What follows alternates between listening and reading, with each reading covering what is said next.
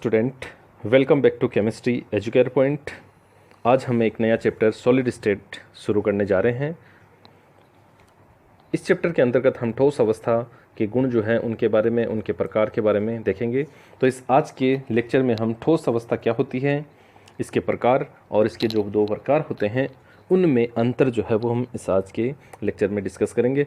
तो शुरू करते हैं। सबसे पहले द्रव ठोस अवस्था। ओके, अब देखिए ठोस अवस्था की यदि हम बात करते हैं तो ठोस अवस्था से तात्पर्य है कि द्रव्य या पदार्थ की वह अवस्था जिसमें अवयवी कणों के बीच में अंतरा आणविक बल जो होता है, अंतरा आणविक बल जो होता है वो क्या होता है, प्रबल प्रकार का होता है। उसे हम क्या कहते हैं, ठोस अवस्था कहते हैं।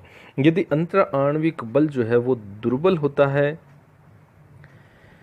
तो उसे हम क्या कह देते हैं, द्रव अवस्था कह देते हैं।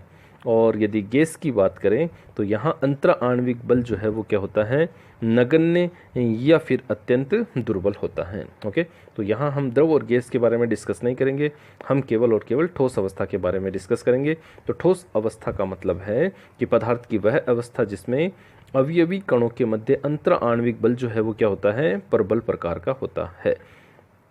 अंतरा आणविक बल से तात्पर्य है कि कण जो होते हैं उन कणों के बीच का जो आकर्षण बल होता है उसे ही हम क्या कहते हैं, अंतरा आणविक बल कहते हैं। फॉर एग्जांपल, जैसे ये एक कण है, ये दूसरा कण है, ये तीसरा कण है, चौथा कण है, तो इन कणों के बीच में जो आकर्षण बल है, ये आकर्षण बल जो है जो एक दूसरे को अपनी ओर खींचने का प्रयास करता है, उस बल का नाम क्या होता है, अंतरा आणविक बल या अंतरा आणविक आकर्षण बल हम उसे कह सकते हैं। ओके, तो शुरू करते हैं। सबसे पहले ठोस अवस्था।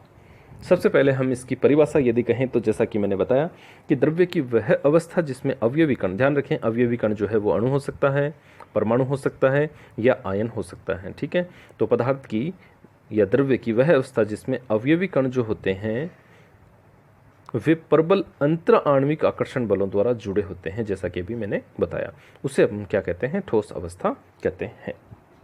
ओके, और इसके अलावा यदि हम कहें कि पदार्थ की अवस्था जो है वो परस्पर विपरीत दिशाओं में कार्यरत दो बलों के परिणामी प्रभाव पर निर्भर करती है। यहाँ इन दो परिणामी बलों की हम बात करें तो ये जो दो परिणामी बल हैं वो कौन कौन सा है। पहला तो हम कह सकते हैं कि अंतरा आणविक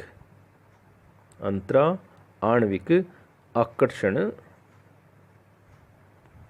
बल। ओके, और जो दूसरा है वो दूसरा कारक हम कहेंगे उष्मीय ऊर्जा। दूसरा कारक हम क्या कहेंगे, उष्मीय ऊर्जा। अब देखिए ये तो दोनों कारक हैं विपरीत दिशाओं में किस तरीके से बल कर रहे हैं। देखिए सबसे पहले बात करें कि ये कण है, ठीक है। अब हम कहते हैं कि यदि इन कणों के बीच में अंतरा आणविक बल जो है या आकर्षण बल जो है वो प्रबल होता है तो क्या होता है, कण पास आते हैं। ओके, कण क्या होते हैं, पास आते हैं, और कण पास आते हैं तो पदार्थ अपनी किस अवस्था में चला जाता है, ठोस अवस्था में चला जाता है। ओके, दूसरा यदि हम कहें कि पदार्थ जो है उसके कणों में इस तरीके से आकर्षण बल है। ओके, अब यह आकर्षण बल यदि दुर्बल होता है तो पदार्थ की अवस्था कौन सी हो जाती है, द्रव हो जाती है। और यदि कणों के बीच में आकर्षण बल नगण्य है या बहुत कम है तो पदार्थ की कौन सी अवस्था हो जाती है, गैस अवस्था हो जाती है। ओके, ये तो है अंतरा आणविक आकर्षण बल। तो अंतरा आणविक आकर्षण बल जो है वो किस प्रकार से काम कर रहा है कि यदि अंतरा आणविक आकर्षण बल ज़्यादा है तो ठोस अवस्था होगी, यदि कणों के बीच में थोड़ा दुर्बल है तो द्रव होगी, और अत्यंत ही नगण्य है इसका मतलब वो अवस्था कौन सी हो गई, गैस से हो जाती है। ये तो पहला परिणामी बल हो गया। दूसरा परिणामी बल जो है वो उष्मीय ऊर्जा है। अब ये जो उष्मीय ऊर्जा है वो किस प्रकार से है, देखिए अब जैसा कि हम जानते हैं कि कोई भी मान लो ठोस पदार्थ है, ओके, ठोस पदार्थ है और इनके बीच में आकर्षण बल है। अब यदि इसको हम क्या करते हैं, उष्मा देते हैं, इसको हम क्या करते हैं, उष्मा देते हैं, ये मान लिया ठोस पदार्थ है। ओके, तो अब हम इसको क्या करते हैं, उष्मा देते हैं। तो जैसे ही हम इसको उष्मा देंगे इनके बीच का जो यह आकर्षण है ये क्या हो जाता है, कम हो जाता है। आकर्षण कम होते ही पदार्थ किस अवस्था में चला जाता है? द्रव अवस्था में चला जाता है। और यदि द्रव पदार्थ को और उष्मा दी जाती है तो इनका आकर्षण और कमज़ोर हो जाता है और ये किस अवस्था में चली जाती है? गैस अवस्था में चली जाती है। ओके, तो यहाँ हम कह सकते हैं दोनों विपरीत दिशाओं में काम कर रही है। विपरीत दिशाओं से तात्पर्य है कि यदि अंतर आणविक आकर्षण बल प्रबल है, इसका मतलब पदार्थ किस अवस्था में है? ठोस अवस्था में है, मतलब उसकी ऊष्मा क्या है? कम है। ओके, यदि अंतर आणविक बल नगण्य है, इसका मतलब पदार्थ किस अवस्था में है? गैस अवस्था में है, मतलब उसकी ऊष्मा यहाँ पर क्या है? ज़्यादा है। अर्थात हम कह सकते हैं ठोस अधिक ऊष्मा लेकर द्रव में बदलते हैं, द्रव अधिक ऊष्मा लेकर किस में बदल जाते हैं? गैस में बदल जाते हैं। और यहाँ अंतर आणविक आकर्षण बल की बात करें तो यहाँ उल्टा चलता है, गैस में अंतर आणविक आकर्षण बल कम हो जाता है, द्रव में और बढ़ जाता है, और गैस में अंतर आणविक आकर्षण बल और अधिक हो जाता है। तो इस तरीके से ये दो विपरीत बल काम करते हैं। अंतर आणविक आकर्षण बल ज़्यादा है, मतलब उसकी ऊष्मीय ऊर्जा क्या होती है? कम होती है। ओके, तो इस तरीके से ये दो जो आकर्षण बल है इस तरीके से हम बता सकते हैं। जैसा कि पहला मैंने बताया कि अंतर आणविक आकर्षण बल जो अवयवी कणों को क्या करता है? पास लाता है, और जो दूसरा है वो क्या करता है? ऊष्मीय ऊर्जा जो उन्हें क्या करता है? दूर ले जाने का प्रयास करता है। यदि अंतर आणविक आकर्षण बल ज़्यादा है तो कण पास आएंगे, और यदि ऊष्मीय ऊर्जा ज़्यादा है तो कण दूर जाते हैं। तो इस तरीके से इन दोनों फैक्टरों पर पदार्थ की अवस्था जो है वो निर्भर करती है, जिन्हें हम आसानी से समझ सकते हैं। ओके, उसके बाद में आगे चलते हैं। ठोसों के दो प्रकार हैं। पहला प्रकार है क्रिस्टलीय ठोस और दूसरा होता है अक्रिस्टलीय ठोस। क्रिस्टलीय ठोस और अक्रिस्टलीय ठोसों के बारे में हम यहाँ डिटेल से देखेंगे। तो क्रिस्टलीय ठोस से तात्पर्य जो है वो क्या है और अक्रिस्टलीय ठोस से तात्पर्य क्या है? तो शुरू करते हैं। सबसे पहले हम क्रिस्टलीय ठोस। अब देखिए, क्रिस्टलीय ठोस या क्रिस्टलाइन सॉलिड से तात्पर्य क्या है? या हम कह सकते हैं कि ऐसे ठोस जिसमें अवयवी कण जो होते हैं वो एक नियमित और निश्चित व्यवस्था में है। देख सकते हो आप, अवयवी कण नियमित और निश्चित व्यवस्था में है। ये देख सकते हो, अवयवी कण नियमित और निश्चित है। ओके, तो अगर अवयवी कण नियमित और निश्चित व्यवस्था में होते हैं तो ऐसे ठोसों को हम क्या कहते हैं? क्रिस्टलीय ठोस कहते हैं। ओके, इस प्रकार से हम इसको बता सकते हैं कि अवयवी कण एक त्रिविम में एक निश्चित ज्यामिति में व्यवस्थित होते हैं, उन्हें ही हम क्या कहते हैं? क्रिस्टलीय ठोस कहते हैं। एग्जाम्पल हम देख सकते हैं, हीरा है, क्वार्ट्ज है, NaCl है, CuSO4 है, KCl है। इस तरीके से बहुत सारे और भी एग्जाम्पल हैं। यहाँ हम मुख्य रूप से हीरा और क्वार्ट्ज ही बता रहे हैं। अब देखिए, क्रिस्टलीय ठोसों की यदि कणों की व्यवस्था को हम बताना चाहें तो इस चित्र के थ्रू बता सकते हैं। आप देख सकते हो, ये कण है, फिर ये कण है, ये कण है, फिर इन कणों की एक पंक्ति हो गई, फिर इन छोटे वाले कणों की पंक्ति, फिर बड़े वालों की, फिर बड़े वालों की, फिर छोटे वालों की। इस तरीके से कण जो है वो एक नियमित व्यवस्था में है, ज्यामिति में है। तो यही व्यवस्था जो है अगर पाई जाती है तो ऐसे ठोसों को क्या कहते हैं? हम क्रिस्टलीय ठोस कहते हैं। ओके, एग्जाम्पल्स जरूर याद रखेंगे। दूसरा देखिए, क्रिस्टलाइन सॉलिड के बाद में अक्रिस्टलीय ठोस, जिन्हें अमोर्फस सॉलिड भी हम कहते हैं। अब यहाँ हम क्या कह सकते हैं कि ऐसे ठोस जिसमें अवयवी कण जो होते हैं वो एक निश्चित ज्यामिति में व्यवस्थित नहीं होते। फॉर एग्जांपल, अवयवी कण एक यहाँ है, एक यहाँ हो गया, एक यहाँ हो गया, इस तरीके से, एक इस तरीके से, एक यहाँ पर, एक यहाँ पर, एक यहाँ पर, यानी कि कणों की कोई नियमित और निश्चित व्यवस्था यदि नहीं पाई जाती है तो ऐसे ठोसों को हम क्या कहते हैं? अक्रिस्टलीय ठोस या आभासी ठोस जो है वो हम यहाँ इनको कहते हैं। ओके, देखिए परिभाषा इसकी कि ठोस पदार्थ जिनमें संपूर्ण क्रिस्टल में अवयवी कण जो होते हैं वो एक निश्चित ज्यामिति में व्यवस्थित नहीं होते हैं, उन्हें ही हम क्या कहते हैं? अक्रिस्टलीय ठोस कहते हैं। ओके, एग्जाम्पल देख सकते हैं, रबड़ है, प्लास्टिक है, कांच है, ये सारे किसके एग्जाम्पल हैं? अक्रिस्टलीय ठोसों के हैं। इसका डायग्राम देखिए। अब यहाँ पर देखिए, एक कण यहाँ हो गया, फिर छोटा कण कहीं, फिर बड़ा कण आ गया, फिर कहीं छोटा कण, फिर बड़ा कण, छोटा बड़ा, यानी कि कोई कणों की एक नियमित व्यवस्था नहीं है, जैसा कि पिछले में हमने देखा था। तो अगर इस तरीके से व्यवस्था हो तो हम उसको क्या कहते हैं, अक्रिस्टलीय ठोस जो है वो कह सकते हैं।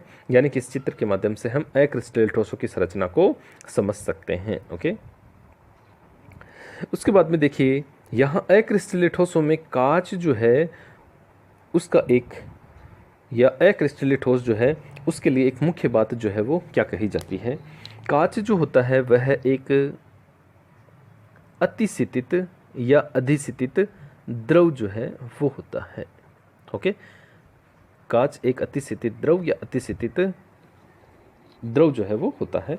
अब ये क्यों होता है, देखिए यदि हम कहें कि अक्रिस्टलीय ठोस या जो कांच होते हैं उनमें जो कण पाए जाते हैं उन कणों में बहने की प्रवृत्ति होती है। यानी कि जैसे मान लिया ये कोई कांच है, उसमें ये कण हैं इस तरीके से अव्यवस्थित होते हैं। ठीक है, ध्यान रखें यहाँ हम बात कर रहे हैं कांच या अक्रिस्टलीय ठोसों को अतिसितित द्रव कहा जाता है। क्यों, उसका रीजन हम देख रहे हैं। देखिए जैसे कि मान लिया कांच के कण हैं, अब कांच के कण या अक्रिस्टलीय ठोस जो होते हैं उनके कणों में द्रव के समान, जिस तरीके से द्रव के कण बहते हैं उस प्रकार से इनके कणों में भी बहने की प्रवृत्ति पाई जाती है, यानी कि फ्लो होता है। और ये प्रवाह जो है वो अत्यंत धीमा होता है, यानी कि इसे होने में कई साल लग जाते हैं। तो प्रवाह की दर अत्यंत धीमी होती है और प्रवाह द्रव के समान होने के कारण ही इन्हें हम क्या कहते हैं, अतिसितित द्रव कहते हैं। इंपॉर्टेंट है, ध्यान रखेंगे कांच को अतिसितित द्रव क्यों कहा जाता है। ओके, क्योंकि हम कहते हैं इनमें द्रवों के समान बहने की प्रवृत्ति पाई जाती है और ये प्रवाह जो है वो क्या होता है, अत्यंत धीमी गति से होता है, यानी कि कई सौ साल लग जाते हैं। इसी कारण इन्हें हम क्या कहते हैं, आवासी ठोस या अतिसितित या अधिसितित द्रव भी कहते हैं। अब यहाँ पर इसी से संबंधित एक और कंसेप्ट है कि पुरानी खिड़की दरवाज़ों के कांच जो होते हैं वो नीचे से थोड़े मोटे होते हैं। इसका कारण क्या है, जैसे मान लिया ये कोई कांच है, इसको हम इस तरीके से देखते हैं कि जैसे मान लिया ये कोई पुरानी इमारतों का कांच है, तो ये नीचे से इस तरीके से थोड़ा सा मोटा दिखाई देगा। इसका कारण क्या है कि कांच इस तरीके से है तो ये कण जो है वो धीरे धीरे बहकर यहाँ आते जाते हैं और यहाँ आने के कारण ये वाला हिस्सा यानी कि नीचे का हिस्सा जो है वो थोड़ा सा क्या हो जाता है, मोटा हो जाता है। तो सेम अगर हमें ये क्वेश्चन पूछा जाए कि पुराने खिड़की दरवाज़ों के कांच नीचे से थोड़े मोटे होते हैं क्यों, तो सेम यही रीज़न हमें लिखना है, क्योंकि इस प्रकार से द्रवों के समान बहने की प्रवृत्ति उनमें पाई जाती है। ओके, ये नीचे की ओर होता है। ओके, ठीक इसी तरीके से हम कह सकते हैं कि पुरानी सभ्यता के जो कांच होते हैं उनमें धुंधलापन सा रहता है। उनमें क्या रहता है, धुंधलापन रहता है। पुरानी सभ्यता के कांच जो होते हैं उनमें धुंधलापन पाया जाता है, यानी कि पुराने जो कांच होते हैं उनमें धुंधलापन पाया जाता है। उसका कारण भी क्या है कि कांच में द्रवों के बहने की प्रवृत्ति है और ये बहकर धीरे धीरे नीचे की ओर आते हैं, इसलिए उनमें धुंधलापन आ जाता है। तो तीनों रीजन जो है वो याद रखेंगे। अतिसितित द्रव क्यों कहा जाता है, नीचे से थोड़े कांच मोटे होते हैं, और पुरानी सभ्यता के कांच जो है उनमें धुंधलापन जो है वो क्यों पाया जाता है, ये सारी चीज़ें आप याद रखेंगे। ओके, आगे चलते हैं हम। समदेशिक प्रकृति। अब देखिए समदेशिक प्रकृति से तात्पर्य क्या है। सबसे पहले यदि हम कहें कि जो अक्रिस्टलीय ठोस जो होते हैं उनमें कणों की व्यवस्था क्या रहती है, अनियमित रहती है। कणों की व्यवस्था क्या रहती है, अनियमित रहती है। तो यहाँ हम समदेशिक प्रकृति के बारे में कहेंगे। तो समदेशिक प्रकृति से तात्पर्य है कि पदार्थ के जो भौतिक गुण होते हैं वो यदि सभी दिशाओं से समान प्राप्त होते हैं तो ऐसे गुण को हम क्या कह सकते हैं, समदेशिक प्रकृति कह सकते हैं। देखिए इस प्रकार से कि यदि ठोसों के भौतिक गुण जो हैं जैसे चालकता है, अपवर्तनांक है, कठोरता है, तनन सामर्थ्य है आदि के मान भिन्न भिन्न दिशाओं में समान प्राप्त होते हैं तो ये गुण तो क्या कहलाता है, समदेशिकता, और ये प्रकृति क्या कहलाती है, समदेशिक कहलाती है। और मोस्टली ये प्रकृति जो है वो कौन दर्शाते हैं, अक्रिस्टलीय ठोस दर्शाते हैं। अक्रिस्टलीय ठोसों में यह है समदेशिक प्रकृति पाई जाती है। अब रीजन पूछें कि क्यों पाई जाती है, तो हम यहाँ कह सकते हैं कि इनके कणों की व्यवस्था अनियमित होती है, इस कारण इनके मान जो होते हैं वो लगभग समान प्राप्त होते हैं। अतः ये गुण जो है समदेशिक प्रकृति जो है वो अक्रिस्टलीय ठोस दर्शाते हैं। देखिए यहाँ पर हम ये भी कह सकते हैं कि अक्रिस्टलीय ठोस में अवयवी कण निश्चित क्रम में नहीं होते, इसी कारण ये क्या होते हैं, समदेशिक होते हैं। ध्यान रखेंगे इन दोनों को। दूसरा है विषमदेशिक प्रकृति।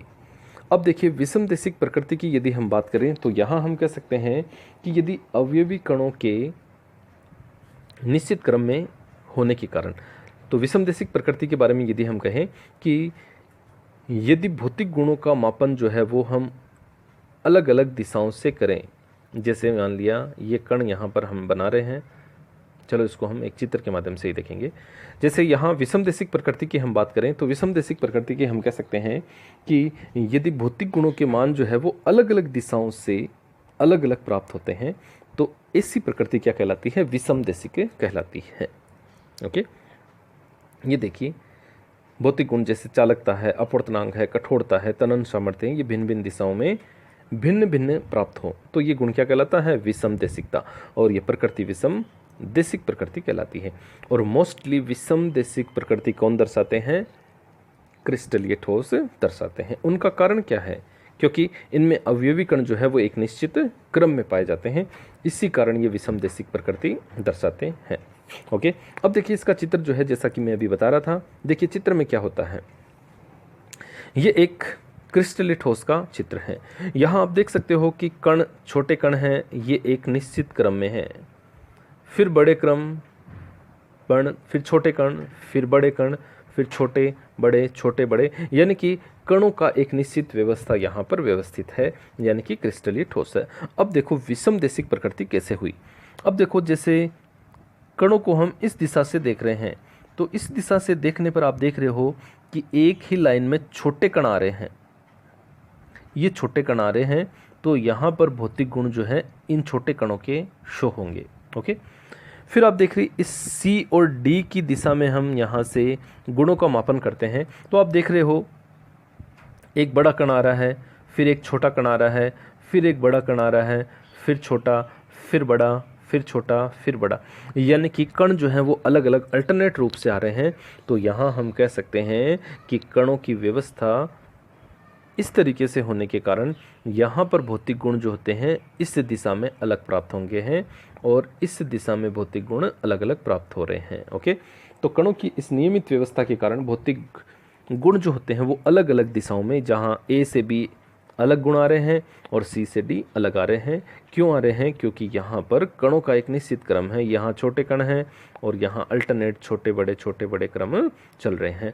तो इस तरीके से हम बता सकते हैं कि विषमदेशिक प्रवृत्ति क्रिस्टलीय ठोस दर्शाते हैं, क्योंकि उसमें कणों की निश्चित व्यवस्था होती है। ध्यान रखेंगे यहाँ विषमदेशिक प्रकृति को भी। ओके, अब देखिए यहाँ पर कुछ बातें जो है वो इससे संबंधित आपको ध्यान में रखने की। जैसे मान लिया एक क्वेश्चन मैंने किया कि एक ठोस है। ओके, इस ठोस में जो भौतिक गुण होते हैं उन भौतिक गुणों का मापन जो है वो सभी दिशाओं में समान है, सभी दिशाओं में क्या है, समान है। तो इस ठोस का नाम बताइए। भौतिक गुणों का मापन सभी दिशाओं में समान प्राप्त होता है, तो आप इस ठोस का नाम बताइए। तो ध्यान रखें भौतिक गुणों का मान समान प्राप्त हो रहा है, तो सबसे पहले ये प्रकृति तो कौन सी हो जाएगी, समदेशिक प्रवृत्ति। और समदेशिक प्रकृति कौन से ठोसों में पाई जाती है, अक्रिस्टलीय ठोसों में। तो उस ठोस का नाम क्या हो जाएगा, अक्रिस्टलीय ठोस। ठीक इसी तरीके से मान लो ये कह दिया कि एक ठोस है जिसकी चालकता का मान सभी दिशाओं में भिन्न भिन्न प्राप्त होता है। तो इस ठोस का नाम और इसकी प्रकृति बताइए। ध्यान से सुने, एक ठोस है उसकी चालकता का मान भिन्न भिन्न दिशाओं में भिन्न भिन्न प्राप्त होता है, तो उस ठोस का नाम और उसकी प्रकृति बताइए। तो ध्यान रखेंगे भौतिक गुण भिन्न भिन्न प्राप्त हो रहे हैं, मतलब वो प्रकृति कैसी होगी, विषमदेशिक होगी। और विषमदेशिक है तो ऐसे ठोस कौन से होते हैं, क्रिस्टलीय ठोस। तो उस ठोस का नाम क्रिस्टलीय हो जाता है और वो प्रकृति कैसी हो जाती है, ओके। और ऊपर वाले में जैसा कि मैंने बताया कि ठोस जो है वो कौन सा होगा, अक्रिस्टलीय। तो ध्यान में रखेंगे क्रिस्टलीय और अक्रिस्टलीय ठोसों की समदेशिक और विषमदेशिक प्रकृति से संबंधित बातें और इनसे संबंधित जो क्वेश्चन मैंने बताया, इस प्रकार का क्वेश्चन इसमें बनता है। अब देखिए हम क्रिस्टलीय और अक्रिस्टलीय ठोसों में अंतर जो है वो देखते हैं। सबसे पहला अंतर जो है वो हम देखते हैं कि क्रिस्टलीय ठोस जो है उनकी ज्यामिति क्या रहती है, निश्चित रहती है। ओके। और अक्रिस्टलीय ठोसों की ज्यामिति क्या रहती है, अनिश्चित रहती है, जैसा कि पीछे भी हमने कहा था। फिर कहते हैं कणों की आंतरिक व्यवस्था, इसमें कणों की आंतरिक व्यवस्था नियमित और निश्चित होती है, और इसमें कणों की जो व्यवस्था होती है वह नियमित नहीं होती, अनियमित और अनिश्चित होती है। ओके। फिर यहाँ हम कहते हैं कि दीर्घपरासी व्यवस्था होती है, और यहाँ हमने कहा लघुपरासी व्यवस्था होती है। तो दीर्घपरासी और लघुपरासी से तात्पर्य क्या है? अब देखिए दीर्घपरासी की यदि हम बात करें तो हम कह सकते हैं कि कणों की व्यवस्था का एक नियमित अंतराल के बाद में पुनरावर्तन होता है, तो ये व्यवस्था कौन सी कहलाती है, दीर्घपरासी कहलाती है। और यदि कणों की व्यवस्था का एक नियमित अंतराल के बाद में पुनरावर्तन नहीं होता है तो वो व्यवस्था कौन सी कहलाती है, लघुपरासी कहलाती है। ध्यान में रखेंगे दीर्घपरासी कणों की व्यवस्था का नियमित अंतराल के बाद में पुनरावर्तन होता है, और लघुपरासी से तात्पर्य है यदि कणों की व्यवस्था का एक नियमित अंतराल के बाद में पुनरावर्तन नहीं होता, उसे हम क्या कहते हैं, लघुपरासी कहते हैं। गलनांक, ठोसों का गलनांक क्या होता है, क्रिस्टलीय ठोसों का निश्चित होता है, और अक्रिस्टलीय ठोसों का क्या होता है, अनिश्चित होता है। यानी कि हम कह सकते हैं कि क्रिस्टलीय ठोस एक निश्चित ताप पर पिघलते हैं, जबकि अक्रिस्टलीय ठोसों का ताप निश्चित नहीं होता। यह गर्म जैसे जैसे करते जाते हैं ये पिघलते रहते हैं, नरम होकर पिघलने की प्रोसेस इनकी चलती रहती है। तो गलनांक इनका अनिश्चित होता है। प्रकृति देखिए क्या है, गलनांक निश्चित है तो प्रकृति इनकी क्या होती है, वास्तविक ठोस कहलाते हैं। और अनिश्चित गलनांक होने के कारण इन्हें हम क्या कहते हैं, आभासी ठोस या अतिशीतित द्रव भी इनको कहते हैं। ओके। शीतलन वक्र जो होते हैं, शीतलन वक्र असतत होते हैं। असतत होने का कारण क्या है कि इनका गलनांक क्या होता है, निश्चित होता है। इनका गलनांक निश्चित होने के कारण इनके शीतलन वक्र जो होते हैं वो असतत होते हैं। देखिए किस प्रकार से, ये यहाँ पर मैं एक वक्र बना रहा हूँ। अब देखिए शीतलन से तात्पर्य है ठंडा होने की जो प्रक्रिया होती है उसे एक वक्र के द्वारा दर्शाएं। तो देखिए गलनांक इनका निश्चित है। जैसे मान लिया यहाँ पर कोई वस्तु का ताप है, ये पदार्थ की अवस्था है यहाँ पर। अब क्या होता है कि जैसे जैसे ये ठंडा होता है फिर एक निश्चित ताप पर आकर ये इसकी अवस्था क्या होती है, बदल जाती है। और जब तक ये पूरा बदलता रहता है इस दौरान इसका टेम्परेचर क्या रहता है, निश्चित रहता है। ये मान लिए इसकी ए अवस्था है और ये इसकी कौन सी अवस्था हो गई, बी अवस्था। और फिर ये यहाँ पर आकर फिर इसकी वापस अवस्था चेंज होना शुरू होती है। तो देख सकते हैं कि यहाँ पर ये बी से जब सी तक पहुँचता है तो यहाँ पर पूरा का पूरा इसका टेम्परेचर निश्चित रहता है, यानी कि अवस्था सेम बनी रहती है। और फिर जैसे ही अवस्था चेंज होती है एक निश्चित ताप वापस आ जाता है। तो ये जो वक्र है वो क्या हो गया, असतत। पहले इस तरीके से, फिर इस तरीके से और इस तरीके से।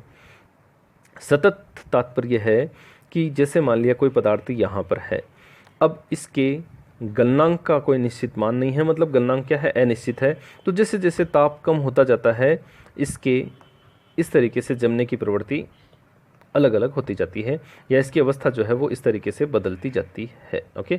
तो ये वक्र एकदम कंटिन्यू चल रहा है क्योंकि इसका गलनांक निश्चित नहीं है। जैसे जैसे ताप कम होता है या बढ़ता है इस तरीके से वक्र जो है वो चलते रहते हैं, मतलब सतत रूप से ना हो, सतत रूप से ये चलता रहता है। तो इस तरीके से ये शीतलन वक्र इसका सतत हो गया और ये क्या हो गया, असतत हो जाता है। उसके बाद में अगला अंतर जो है वो देखिए देशिकता। देशिकता से तात्पर्य है विषम देशिक। जैसा कि पीछे हमने कहा कि भौतिक गुण जो होते हैं वो सब दिशाओं में समान प्राप्त नहीं होते हैं। वो कौन था, क्रिस्टलीय ठोस। कारण भी हमने कहा था क्योंकि कणों की व्यवस्था क्या होती है, निश्चित होती है। और अक्रिस्टलीय ठोस जो होते हैं उसमें देशिकता यानी कि क्या होते हैं, समदेशिक होते हैं। समदेशिक का मतलब बताया था कि भौतिक गुणों का मापन यदि हम अलग अलग दिशाओं से करते हैं वो समान प्राप्त होते हैं। ओके। और विदलन से तात्पर्य क्या होता है कि यदि हम किसी पदार्थ को किसी तेज़ धार वाली वस्तु से या तेज़ धार से काटते हैं तो समान सतह प्राप्त होती है, यानी कि एकदम प्लेन। उससे हम कहते हैं कि विदलन क्या है, इसका स्पष्ट है। फॉर एग्जाम्पल, जैसे ये कोई पदार्थ है, इसे हमने यहाँ से काटा तो यह सतह जो है वो एकदम प्लेन प्राप्त होती है, जैसे इस तरीके से एकदम प्लेन। ओके।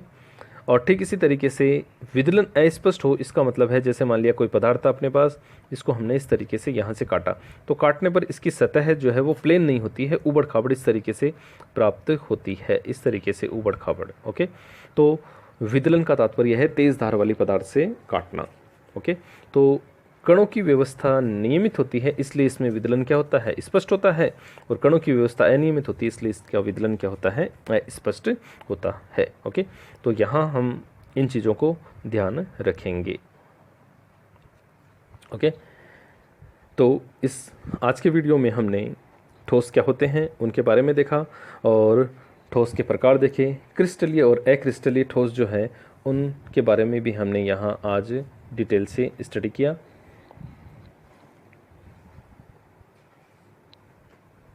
Thank you.